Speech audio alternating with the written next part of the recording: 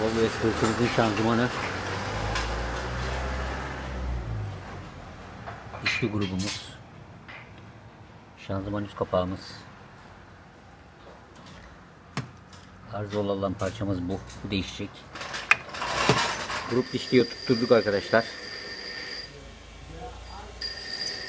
Arızalı frizider keçesini ve bilyasını da değiştirdim içeride. Değiştirmişken debriyaj bilyamızı da değiştirdim. Bu sıfır. Eskisi burada.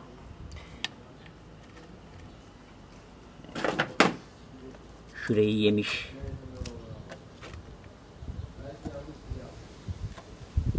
Orijinalinde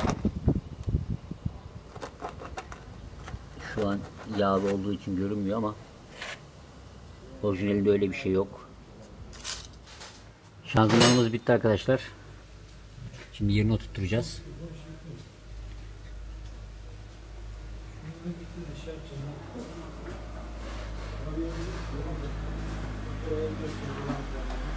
Evet arkadaşlar, topladık. Yeni debriyaj bilyamız. Bu eskisiydi zaten. Friz direkt rumanı. Bu da eski debriyaj bilyamız. Yendiği için değiştirdim. Tabi toplarken çekemedim çünkü bir taraftan toplayıp bir taraftan video çekemiyordum. Topladık. Şu an aracın üstüne atacağız arkadaşlar.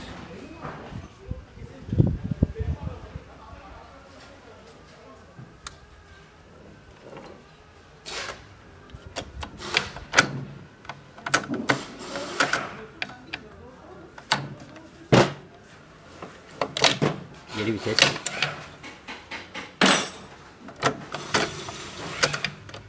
Beşinci vites. Hayırlısıyla indiriyoruz.